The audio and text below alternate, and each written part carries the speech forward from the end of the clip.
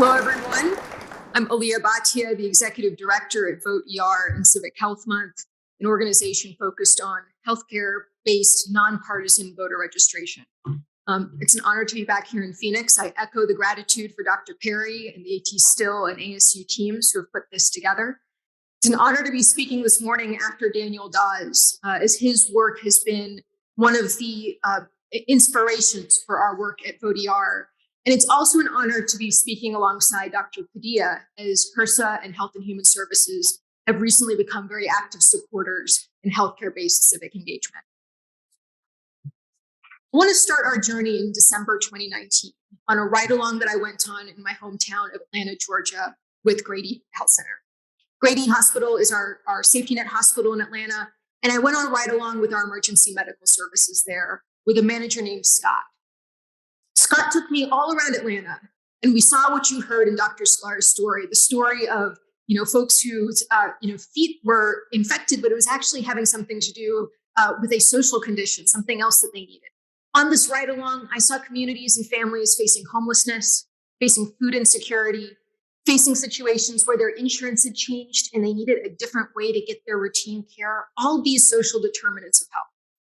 So at the end of the ride along, I turned to Scott, frankly, a bit overwhelmed by everything his team is managing.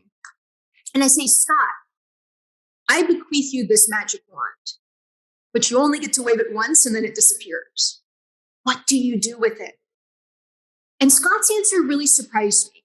He said, Aliya, I wish all my patients would vote.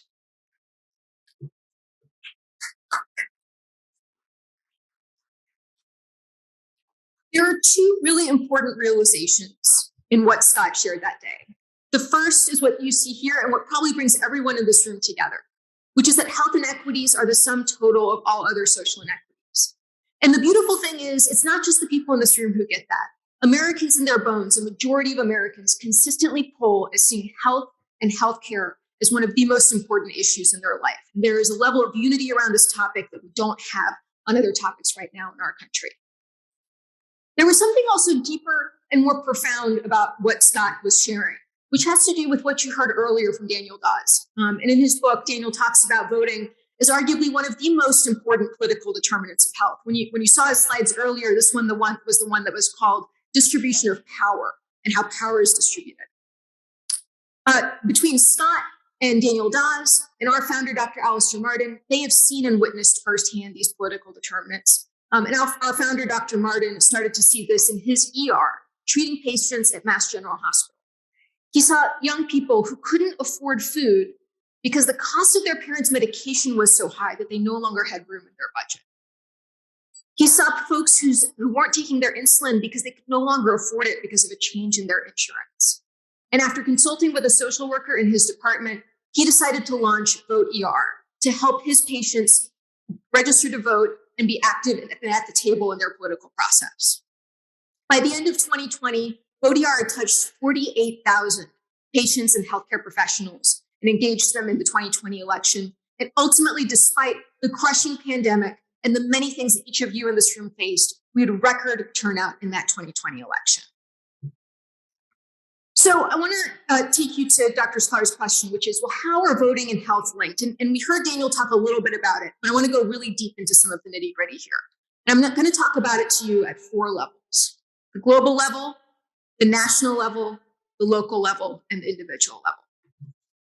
We're going to start our journey in Brazil. And the reason we need to start in Brazil is that, as many of you know, here in the US, we do not have one unified voting system. If you go from state to state, county to county, those systems are completely different in those different places. In Brazil, they have a unified system. So we can look at how shifts and changes in voting impact health and health outcomes in a very different way than what we can see here in the US.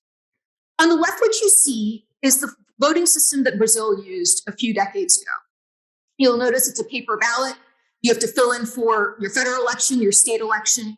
And if you want to cast your ballot, you must memorize from a list of hundreds of candidates the names of who you want to vote for, and then you must legibly write their names. I want everyone to think about which people in society were not able to vote in this system.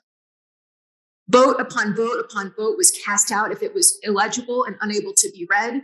And the people most marginalized by society did not have a voice in selecting their elected officials.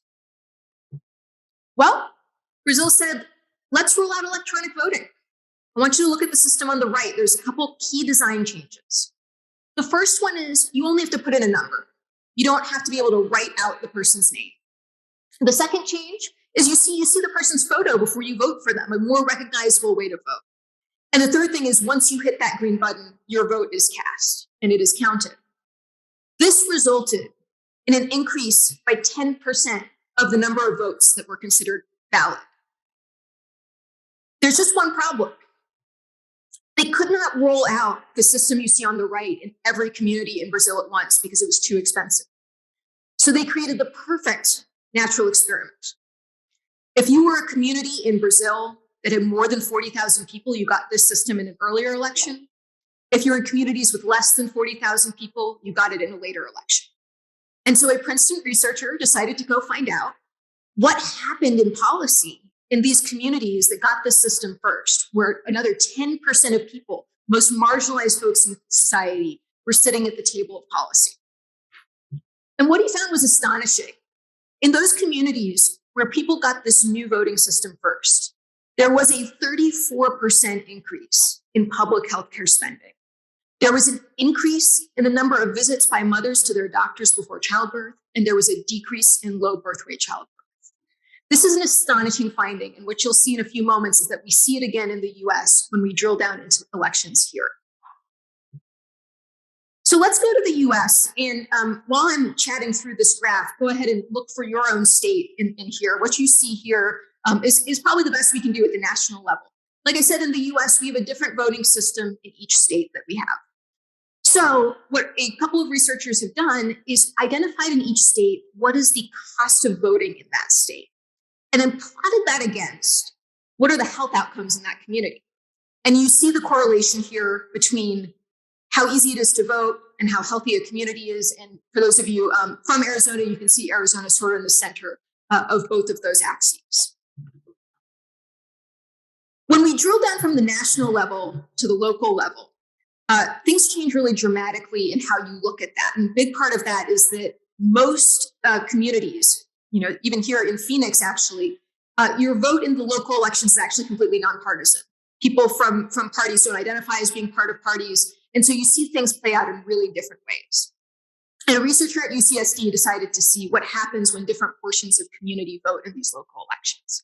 And he compared situations where only the portion of society that was older, whiter, homeowning, wealthier were voting, to situations where a broader subsegment of society, renters, people of color, people with lower income, were casting their vote on a regular basis. And it turns out that what you find in Brazil holds true in the US as well. When he evaluated what he found that in places where there are more people from more diverse backgrounds casting their vote in these local elections, and by the way, these folks' vote are not changing who wins. They are not changing which party wins. They are merely changing the accountability structure of which people that elected leader feels they are accountable to and have to go back to for their next vote. So with similar people in power, but with a broader group of the population voting, you find an increase in the allocation of redistributive programs by a third, which covers the social determinants we often talk about around health services, education, public housing, workforce development, and more. And we're in Arizona, so just to point out, there are those of you who are from here know that there are many, many libraries that go into explaining why these graphs are the way they are, why these maps are the way they are. But just for the sake of showing, you can see that higher levels of social vulnerability here in Arizona also correlate to lower levels of voting. And so we see that right here where we are sitting right now. And the last level I want to note is individual health, where we see both in the US and globally a correlation and association between voting and individual health. So you may hear this, you may hear what Scott said, and you may say, yes, Aliya, voting, it's a part of what we need to address the political determinants of health. It's part of what we need. But we have so much on our plates in health. Why does health have to be part of the voting solution? To answer that question, I want to tell you a story about a group of community health centers called AltaMed in Southern California. They have been trailblazers in this work. They've been doing it for years. And in 2018, they evaluated how it looked for their work to play out in community. And what they found is that for every 1% of community members who AltaMed touched in a precinct, there was a 8% increase in turnout. Why? Because communities trust the health professionals at AltaMed community health centers. They deeply trust those professionals, and the recent Gallup polls reinforce that our health professionals remain the trusted professionals in America. In Vot-ER, we see this similarly in our 2020 data. When we looked at our data, what we found is that our work was able to touch more voters of color, more young voters, and that each of those groups voted at higher rates if their reason for voting was because of a prompting from a health professional than if it was they were in the general population. So we see that reflected in the work that we've done as well. This work started with the Daniel Dawes and the Satcher Health Leadership Institutes of the world. It started with Voting is Social Work. It started with Nurses Who Vote. It started with AltaMed and these trailblazers. And now we are seeing it become mainstream. Hundreds of organizations have decided that voting is a part of health and are incorporating it into their work in health spaces. We've also very recently welcomed and been very excited about the support of Health and Human Services. HRSA has recently put out a set of guidelines to support federally qualified health centers to implement voter registration in a way that is compliant with their receipt of federal funds. And so we're very grateful that the federal government is also making it clear that health spaces are another space where it should be just as easy to register to vote as if you were at the Department of Motor Vehicles. Vot-ER is only one option for how to get involved in this type of work. To share a bit about how you could do that with our tools, we offer Healthy Democracy Kits, these badges and lanyards that have QR codes supporting voter registration and getting your mail-in ballot. We provide posters and discharge paperwork to hospitals and clinics. You can track the results for your institution. And then for community health centers, we go even deeper and support them in many ways, including nonpartisan text messages ahead of voter registration deadlines to remind their patients about voter registration. Before we close out, I want to remind you about one other voter, which is the health professional. We have the data about physicians and physician voting trends. And unfortunately, from 1996 to 2002, physicians voted at 9 percentage points less than the general public. So many folks who are deep experts on health are not having their voice represented in that way. You might say a lot has happened since 2002. A lot has happened in health policy. Surely this has changed. It's actually gotten worse.